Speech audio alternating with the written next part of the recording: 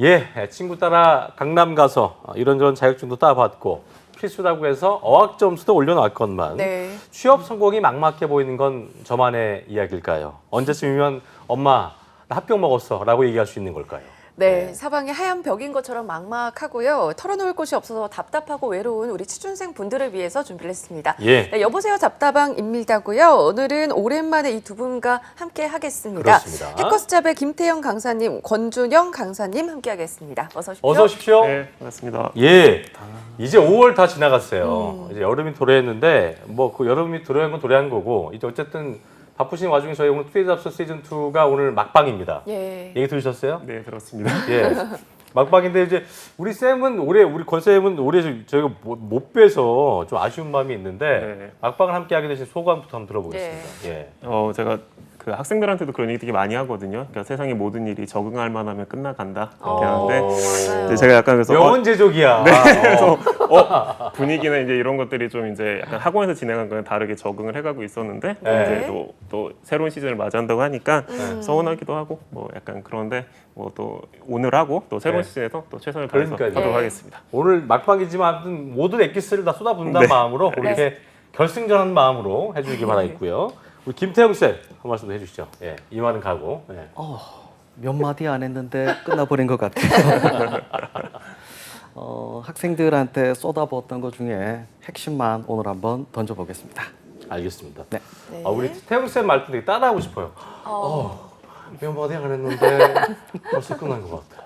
네, 따라하고 싶은 말투. 네. 예. 아주 매력 있는 말투 네. 두 분과 함께 하도록 하겠습니다. 네, 예. 시즌 3에서도요. 잡다방은 계속 된다고 하니까요. 네, 사연 네. 많이 올려주시고요. 우선 사연 신청 방법 먼저 전해드리겠습니다. 네. 네, 여보세요 잡다방입니다는요. 한국 직업방송 그리고 투데이 잡스와 취업카페 독보적 1위 300만 취준생들의 취업 보객이 파트너 독취사가 함께하고 있습니다. 매주 상담 멘토와 함께 여러분의 다양한 취업 고민과 궁금증 속 시원하게 해결해 드리니까요. 취업에 성공하고 싶은 분이라면 누구나 주저없이 독취사 카페에 사연 남겨주시기 바랍니다. 예. 또 방송에 사연 소개된 분들 가운데 한 네. 분을 선정해서 해커스 취업 도서를 아주 귀중한 선물입니다. 드릴 테니까요. 사연 신청 많이 해주시길 바라겠고요. 자, 그럼 오늘 첫 번째 사연부터 만나볼 텐데 네. 이분 아이디를 이거 다 읽어드리게 해야 될 텐데 이거 제가 한글 쳐봤는데 뭔 뜻은 없더라고요. S4MUCGY SGC SSI8222님이 네. 독사 카페 게시판에 올려주신 건데 올려주셨습니다. 이분 제가 볼 때는 그냥 막 약간 그 아이디네요. 취중에서 쓰신 건지 아무튼 뭐 쓰신 것 같은데 자세히 만나보겠습니다. 예. 자, 어려운 아이디님의 학교는 지방사립대학교고요. 경영학과 전공하셨고 네. 4.5 만점에 4.02점. 학점 좋네요. 어학 점수는 토익 780점. 약간 좀 애매합니다. 네. 자격증은 컴퓨터 활용 컴활 1급에 워드 프로세서, ERP 인사정보관리사 1급이 있고요. ITQ OA 마스터 자격증이 있고 네. 자동차 운전면허 2종입니다. 남자는 1종이죠. 예. 경력상 술집 1년, 술집 알바 1년이겠죠. 예. 그리고 부청 행정 인턴 1개월. 네. 대외활동 공모전 없고요. 음. 수상 경력은 교내 경진대회 대상, 기타상 X고요. 추가 계획은 토익 스피킹 레벨 7 취득 위해서 현재 공부를 하고 있다고 했고 전산 회계 1급 산업 안전기사를 생각하고 있다라고 하셨습니다. 예. 입사 희망 부서는 인사총무 쪽. 예, 회사는 뭐 따로 얘기하신 게 없었고 독취소에서 받고 싶은 조언도 좀 알려드릴게요. 서류는 그럭저럭 붙는 것 같은데 면접에 가면 항상 떨어지네요. 대학생 시절 열심히 살았다고 생각했는데 문과는 다들 스펙이 너무 높거나 중고심이 많아서 면접에 가면 항상 떨어지는 것 같아요. 현재 중견기업을 보고 있는데 그냥 붙는 곳 아무 곳에 들어가서 업무 경험 쌓고 신입으로 가는 게 더 잘 붙을까요? 인사총무 쪽은 회계를 보던데 회계를 못하면 업무 수행이 어려운 걸까요? 언제 취업할지도 모르겠어서 예. 참 막막하네요 라고 해주셨습니다. 예, 네, 에스포님. 우선은 네스포님 경영학과 전공을 하셨고요. 예. 인사총무 직무를 희망하고 계십니다. 면접에서 많이 떨어져가지고 자신감을 좀 잃으신 것 같은데 예. 우선 우리 준영 쌤이 전반적인 스펙 점검을 해주실까요? 네, 일단은 이분을 경영학 전공자 관점에서 놓고 봤을 때 예. 예.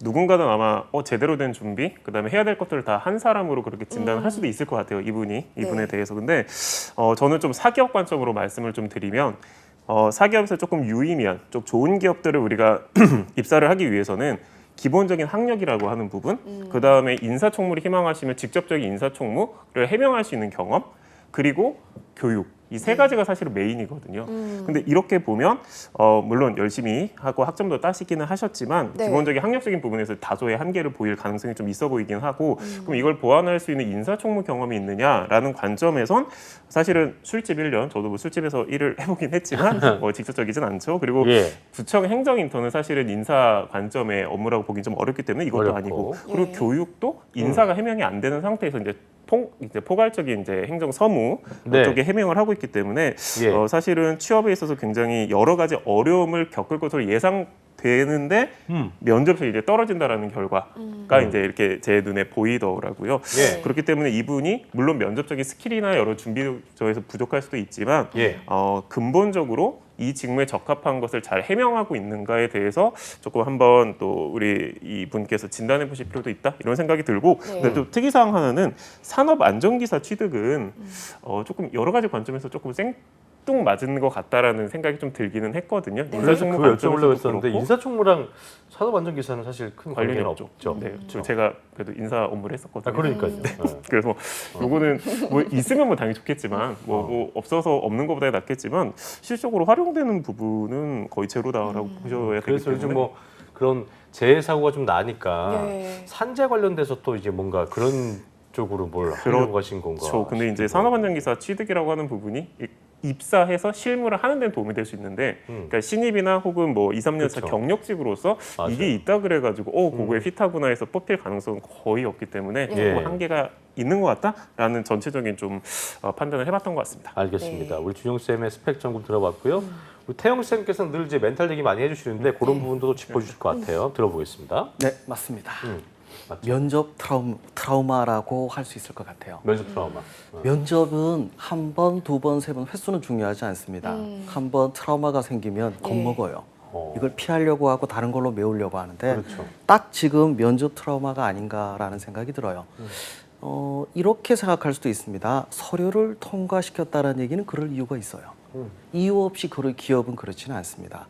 기업은 쓸데없는 인력과 비용 낭비를 굉장히 싫어하기 때문에 분명히 이유가 있는데도 불구하고 파악이 안 되니까 다른 데서 찾으려고 하는 거죠. 그래서 면접까지 갔다면 그럴 만한 이유가 있다. 여기서부터 출발하는 게 맞지 않을까 싶네요. 그렇네요. 어쨌든 면접에 대한 그 강박, 트라우마가 좀 있다 얘기하셨는데 이런 부분도 좀 자세히 짚어보겠습니다. 지금 그럴 만하다 하셨는데 그럼 그게 어떤 의미일까요? 좀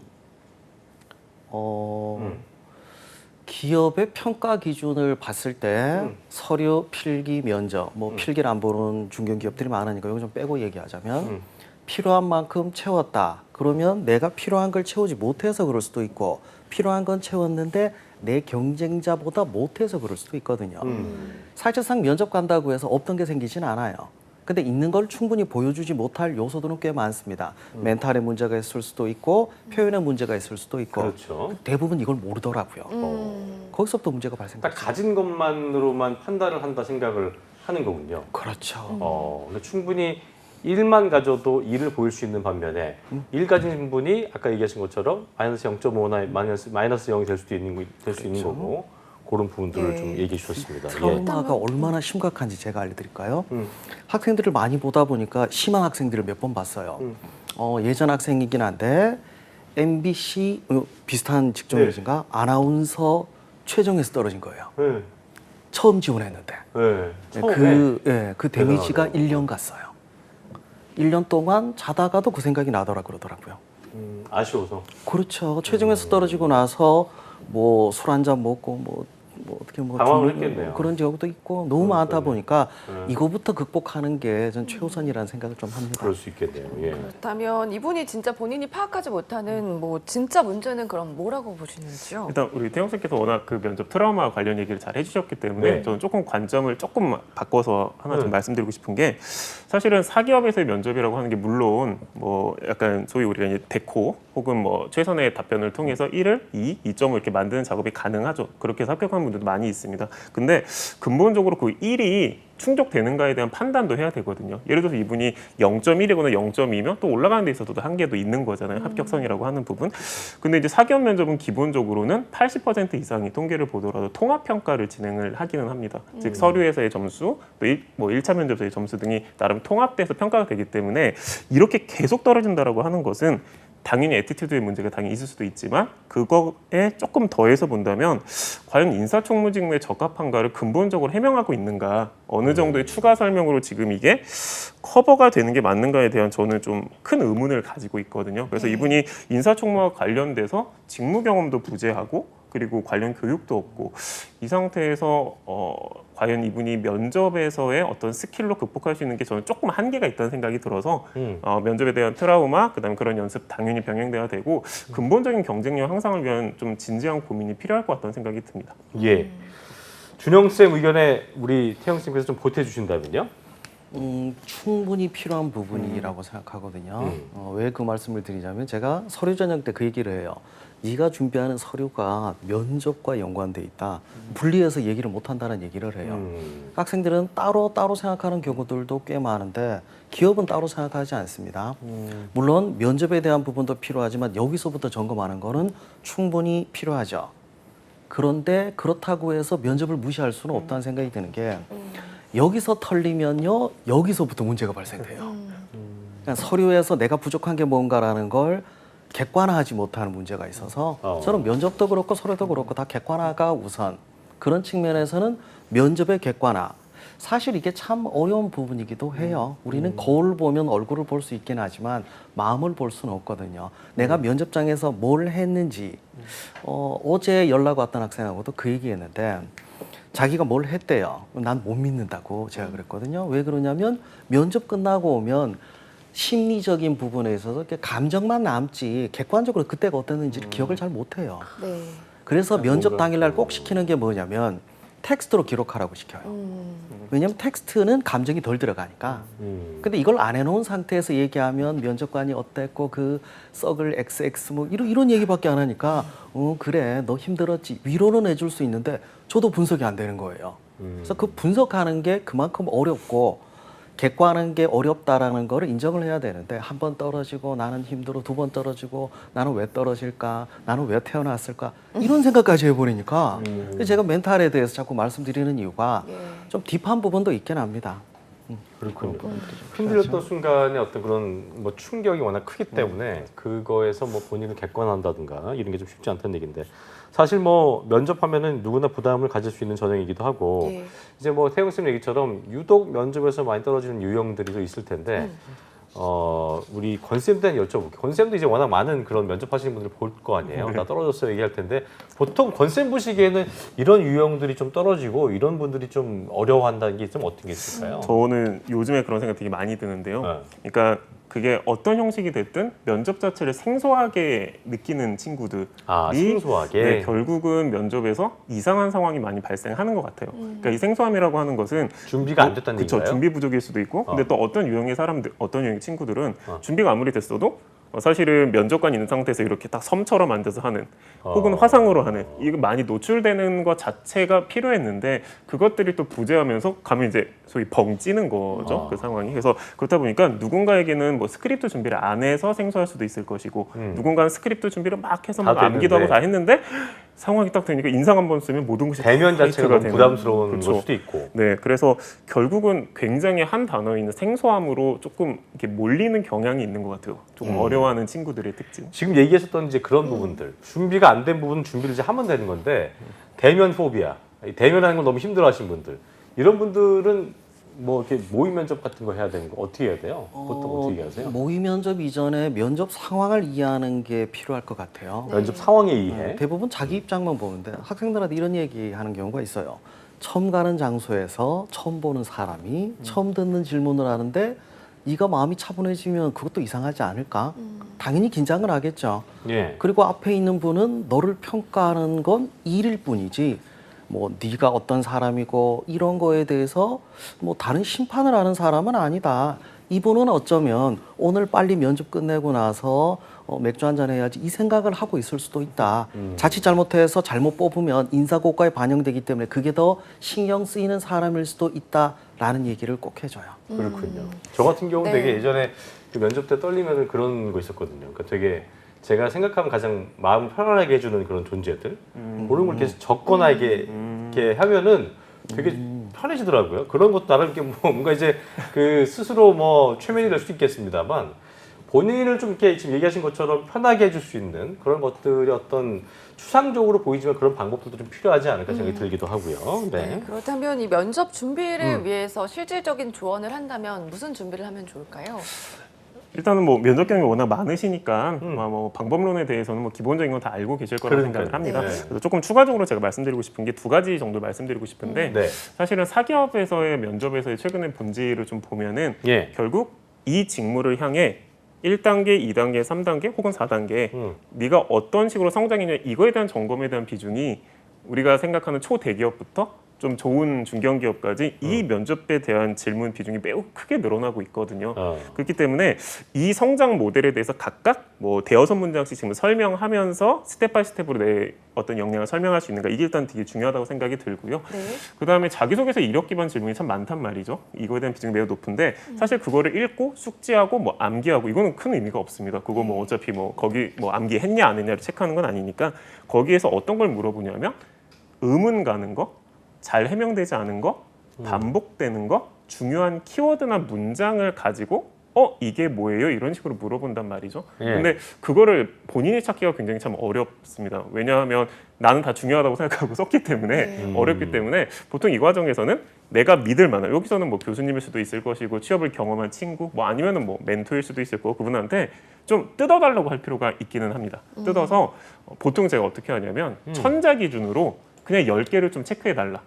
천자 기준 10개. 10개. 그러니까 조금 애매하거나 반복되거나 중요하다고 생각하신 걸 그냥 이렇게 찍찍 한번 그어주시겠어요? 이렇게 하면 이게 면접관이 가질 수 있는 현장에서 이게 뭐예요? 이걸 왜 강조했어요? 할 수 있는 것과 일맥상통할 수 있기 때문에 저는 보통 한 3-4명 정도의 믿을 만한 사람들한테 좀 뜯어달라고 한다. 요 두 개가 일단 진행돼요. 그 다음에 뭐 1분 자기소개, 뭐 강점, 성격 이런 걸로 넘어갈 수 있다고 그게 생각합니다. 진행이 안 되면 그다음 그 의미가 없다는 얘기죠. 저는 매우 의미가 없다고 생각합니다. 그렇군요. 네. 자, 우리 태영 쌤의 팁도 한번 들어보겠습니다. 네. 저는 지식적인 측면하고 멘탈적 측면에서 비법 하나 알려드릴게요. 네. 지식적인 측면은 뭐냐면 대부분 자료를 찾아볼 때 뭐 취업을 위한 자료 내지는 네이버로 검색하거나 이런 거밖에 안 하거든요. 비슷한 걸 봐요. 그 깊이가 없어요. 조금 더 깊이 있는 자료를 보려면은 아무래도 전문적인 자료를 찾아야 되는데 전문적인 자료는 일단 유료입니다. 맞습니다. 대부분 유료예요. 그러니까 공짜에서 좋은 거 찾을 수가 없어요. 그렇잖아요. 뭐 자본주의사의 논리 너무 잘 알려주고 계세요 지금. 네, 맞아요. 5,000원짜리 자료를 보고 초봉 5천만 원인 기업에 입사했다. 이건 굉장히 이상한 거예요. 뭐 한 1년치 구독을 했는데 뭐 잡지가 한 몇십만 2만 원 원이다. 된다. 그건 납득이 돼요. 근데 제가 이제 비법을 하나 알려드리자면 공짜인데 괜찮은 자료. 바로 국책연구기관에 나온 자료들입니다. 이건 공짜예요. 굉장히 팁이네요. 근데 퀄리티가 있다 보니까 여러분이 지원하는 업종과 관련된 국책연구기관이 분명히 있어요. 찾는 방법은 쉽게 알려드릴게요. 관련된 정부 부처가 있거든요. 뭐 기재부가 됐던 산자부가 됐던 홈페이지 하단에 들어가면 관련 사이트라고 돼 있는데 거기 국책연구기관이 있어요. 거기 들어가서 보고서만 보시더라도 지식적인 측면에 있어서는 뭔가 준비된 것 같은 느낌을 줘요. 적어도 면접까지는. 알겠습니다. 또 멘탈적인 하나는 위험한 얘기일 수도 있는데 제가 미리 말씀드립니다. 약은 약사에게 뭐 아시죠? 그 뭐예요? 이게 약인데 왜 약을 말씀드리냐면 도저히 안 되겠다 싶을 때는 보조적으로 우리가 약을 먹을 수도 있습니다. 감기 환자는 감기약을 먹어야 되듯이 면접 때 먹는 약이 있긴 있어요. 인땡땡이라고 대부분 알고 있는 약이 있는데 부작용도 있습니다. 뭐냐면 모든 사람이 똑같지는 않아요. 먹었을 때 약간 처진다는 느낌도 있다 보니까 무조건 약을 사용하려고 하지 말고 이 약이 나한테 어떤 효과가 있는지를 확인해야 돼요. 저도 이걸 확인하다 보니까 얘보다 살짝 약한 약도 있어요. 안땡땡이라고 이건 의사 처방이 필요가 없어요. 맞아요. 그리고 그보다 좀 더 약한 약이 있어요. 진땡땡이라고. 이건- 인땡땡, 안땡땡, 진땡땡. 예, 이 약은 사실 한두 번 먹어도 효과는 없어요. 근데 약사인 엄마가 딸에게 권했을 만큼 안전해요. 물론 이보다 더 센 약도 있는데 그거는 제가 약자도 알려드릴 수 없습니다. 이건 진짜 위험할 수도 있다 보니까 그렇죠. 보조적인 성격인데 정말 안 되겠다 싶으면 이용하시는 것도 괜찮지만 부작용이 있다는 거. 그래서 기본적으로는 긴장한 상태로 들어가는 게 정상이에요. 면접관들도 그걸 자연스럽게 보지. 너 왜 긴장했어? 너 그러니까 떨어뜨릴 거야. 이러지는 않는데 너무 심한 경우에는 약을 이용해 보는 것도 맞아요. 하나의 방법이 아닐까 예. 합니다. 아까 얘기하신 것처럼 근데 이제 그런 것 같아요. 지금 약을 이용하는 그런 부분은 우리 권 쌤이 얘기했던 것 중에 정말 준비가 다 돼 있어. 근데 대면했을 때 준비한 걸 잘 얘기 못하는 스타일이에요. 그런 분들이 이제 뭔가 어떤 심장을 좀 마구 뛰는 심장을 좀 가라앉히기 위해서 뭐 그럴 수도 있겠습니다만 네. 어쨌든 그건 보조적인 부분인 거고 기본적으로 자기 준비가 잘 돼 있고 좀 어려운 사람들 나를 객관화할 수 있는 사람들한테 좀 이런 걸 잘 좀 평가를 받아보는 그런 부분들도 그렇고요. 네. 그런 훈련을 좀 거치는 게 중요하지 않나라는 의견들이었습니다. 네. 자 그렇다면요, 뭐 동호 반복이 될 수 있을 텐데 면접이나 이제 앞서 설명하신 것 외에 좀 더 추가할 부분이 있다면 어떻게 또 있을지 한번 좀 들어보겠습니다. 네. 일단은 이분이 말씀하신 거에서 보면은 중고 신입이 많아서 면접에 가면 떨어진다라고 말씀하신 게 있는데 굉장히 좀 유의미한 그런 언급인 것 같기는 합니다. 결국은 최근에 사기업에서의 채용이 저도 굉장히 좋지 않은 현상이라고 생각을 하는데 그게 기업의 규모나 아니면 기업의 형태는 크게 강조되지 않는 것 같아요. 업무 경험을 했냐 안 했냐 그 자체를 가지고 역량 평가를 해버리니까 예. 빠르게 이분이 특정 회사, 그러니까 인사총무를 하는 규모가 매우 작은 기업이라도 빨리 입사를 하시는 게 제가 봤을 때 일단 제일 중요하기 때문에 일단 지원의 폭을 지금보다 아마 더 근무 형태나 회사의 규모나 이런 걸 조금 더 넓히실 필요가 있을 것 같기는 합니다. 이게 하나 있을 것 같고요. 그 다음에 뭐 제가 최근에도 이제 대기업 이제 면접이 있기 때문에 이제 여러 학생들 해커스에서도 이제 가이드를 하다 보면 네. 사실 면접에서의 문제가 자소서에서 발생한 아까 우리 태영님께서 말씀하신 것처럼 그런 경우 굉장히 많기는 합니다. 그렇기 때문에 어떻게 보면 원점에서 다시 시작을 하는 그런 느낌으로 이분이 지금 뭔가 고민을 털어놓으셨기 때문에 예. 자소서에서 최소한 회사 지원 동기, 직무상 포부, 성격을 기반으로 한 본인의 강점 등에 대해서 지금 제대로 얘기하고 있는 게 맞는가에 대해서 아까 우리 태영 선생님께서 너무 좋은 얘기 해주셨던 객관화 작업을 좀 해보실 필요가 있을 것 같다. 이런 생각이 좀 들었습니다. 그러니까 수정이 필요할 확률이 매우 높을 거라고 생각해요. 제가 왜냐하면 이분 자기소개서를 보지는 않았지만 아마도 매우 높은 확률로 인사총무에 대한 이해를 하고 있는 게 맞아? 인사에서 이런 성격이 요구된다고? 예. 인사총무인 사람이 왜 회사지원 동기를 이렇게 언급하지? 예. 가 사실은 면접에서 굉장히 최악의 결과로 이어지는 또 하나의 요소이기 때문에 아마 이분이 지원을 폭넓게 하는 것과 더불어서 사실 자기소개서에 대한 근본적 업그레이드, 객관화 작업이 좀 필요할 것 같다 이런 생각이 좀 강하게 들기는 했던 것 같습니다. 그랬군요. 태영 쌤은 이 에스포님한테 아까 지금 권 쌤처럼 뭐 추가적으로 좀 드릴 수 있는 팁이 있다면 어떻게 준영 있습니까? 쌤이 자소서 말씀하신 김에 거기에다가 하나만 더 하고 싶은 게 있어요. 기본적으로 자기소개서를 그렇게 꼼꼼하게 보진 않거든요. 학생들은 자기가 열심히 했기 때문에 볼 거라는 착각을 많이 해요. 그러니까 서류 전형에서 본인 거 밑에 한 30보가 깔려 있다고 보면 되고 면접 전형 때 면접관이 물어보기 직전에 봤다고 보면 돼요. 쓱 봤는데 안 보이면 안 보는 거라고 봐야겠죠. 그리고 이걸 토대로 질문을 한다고 하는데 질문도 마찬가지입니다. 면접관들은 오전부터 계속해서 면접을 보다 보니까 이 사람이 누구지 기억을 잘 못해요. 딱 들어왔을 때 어떤 이미지가 잡혀야 되는데 네. 본인이 어떤 이미지인지 차분함인지 아니면 활달함인지 이것도 파악을 못합니다. 그리고 인사를 했을 때 내가 어떻게 비춰지는지를 몰라요. 그런 측면에서는 본인의 이미지 파악하는 거, 글로 파악하고 말로 파악하는 이 작업이 필요하지 않을까라는 생각이 듭니다. 알겠습니다. 네, 알겠습니다. 자, 제가 볼 땐 약간 우리 그 S4님 이분이 이제 그 글을 좀 보면은 조언에 남기신 글의 어떤 그 느낌을 보면 좀 주눅이 들어있는 듯한 뭔가 좀 약간 이제 뭐 패배 의식이라고 하면 좀 뭐하지만 뭔가 좀 많이 지쳐 있으신 듯한 느낌이 들어서 네. 지금 얘기했던 대로 태영 쌤께서 얘기하신 대로 딱 면접장에 들어왔을 때 저 사람은 아무 말 하지도 않았는데 느낌이 좋다거나 인사 한마디를 했어도 굉장히 매력적이라거나 물론 이제 그것도 풍기는 이미지가 또 뭐 연습한다고 안 되는 게 있을 수도 있겠습니다만 네. 그래도 들어갔을 때 그 첫 인상, 이미지 그냥 뭐 큰 얘기를 하지 않았어도 호감 갔을 수 있는 그런 팁들도 아마 주실 것 같아요. 그래도 이런 쪽으로 애를 좀 써보면 좋겠다. 물론 이제 주눅 들어있는 사람이 갑자기 막 활달한 느낌을 주려면 또 그게 어색할 수도 있겠습니다만 네. 그래도 애쓸 수 있는 부분이 있을 것 같거든요. 그 지점 좀 한번 짚어볼까요? 면접장에 들어가기 전에 열심히 하는 거지 면접장 들어가선 열심히 하면 안 돼요. 그래요. 내가 뭘 했던 걸 생각하는 순간 그쪽에 기대가 돼요. 기대거든요. 그러니까 자꾸 피하려고 해요. 예. 그래서 차라리 들어갈 때 그냥 다 잊어버리라고 해요. 아 그냥 아무 생각하지도 마라. 어차피 알고 있는 거는 말은 나온다. 모르는 건 안 나온다. 그러니까 되는 대로 질러버리고 오라고 그렇게 얘기를 해요.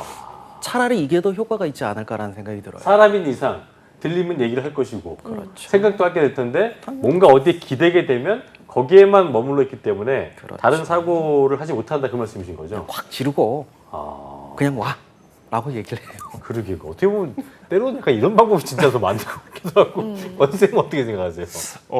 아마 우리 태용님께서 말씀하신 게 굉장히 효과적인 그런 학생들 많이 있을 것 같아요. 네. 근데 이제 또 지나치게 이제 그렇게 했다가 잘못해서 이제 완전 화이트된 학생들도 있긴 하거든요.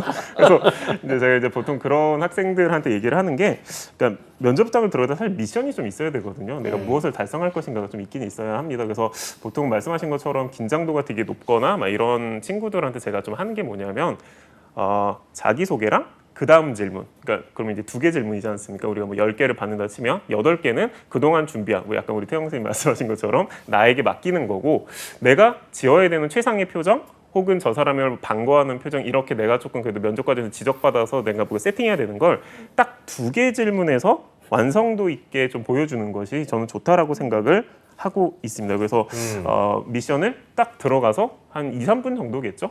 그때를 버티면 나는 이 면접을 성공적으로 그래도 지금 임했다. 이게 저는 되게 잘 먹히는 것 같더라고요. 그러니까 그 기준이 있으면 만약에 넘겼을 때 또 자신감이 생길 수 맞습니다. 있겠네요. 그쵸? 그래서 3개는 좀 과하고요. 2개 질문을 그래 내가 저 사람 보고 반가워했고 그래도 내가 해야 되는 거 제대로 질렀고 면은 그 다음에 뭐 나머지 6개 맞아요. 답변은 그래 뭐 준비한 나에게 맡기는 거고 뭐 이렇게 진행을 하면 진짜 중요한 부분이에요. 네, 맞아요. 결과가 조금 맞아요. 좋았던 것 같기는 해서 네. 맞아요. 네, 좀 있었던 것 면접 같습니다. 예전에 했던 거를 다시 회상을 해보면은 진짜 머리가 하얘질 때가 있잖아요. 맞습니다. 그러면은 뭔가 그래도 내가 이 키워드는 꼭 말을 하고 와야겠다 생각을 맞습니다. 하면 맞아요. 그 어떤 질문이 와도 그 방식으로 제가 몰아가게 되더라고요.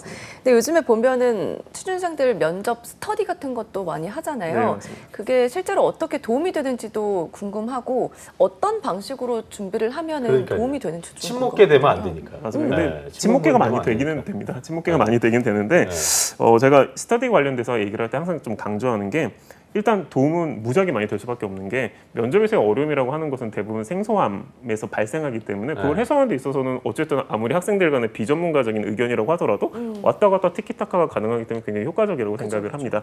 근데 문제는 뭐냐면 제가 학생들한테 그러거든요. 30개 질문에 대한 답변은 할 수 있게끔 해놔놓고 스터디를 해야 된다.